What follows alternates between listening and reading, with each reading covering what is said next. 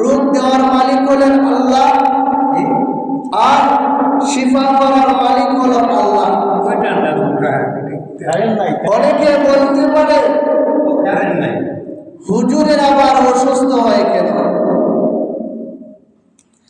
যারা সব সময় আল্লাহ আল্লাহ করে, যারা আল্লাহর প্রিয়, তাদেরকে আল্লাহ অসুখ দেন, আল্লাহ জান মাল দেয়া পরীক্ষা করেন।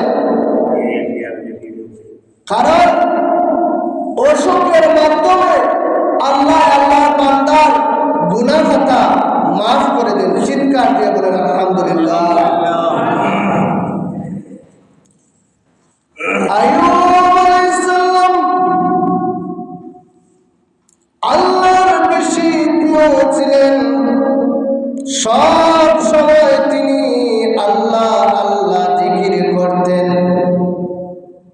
একবার আল্লাহর ফেরেশতা জিবরাইল আলাইহিস সালাম বললেন, আল্লাহ আইয়ুব নবীকে আপনি অত সম্পত্তি দান করেছেন, রাজত্ব দিয়েছেন, এই রাজত্ব পাওয়ার কারণে মনে হয় আল্লাহ আইয়ুব আলাইহিস সালাম বেশি বেশি আপনার জিকির করে।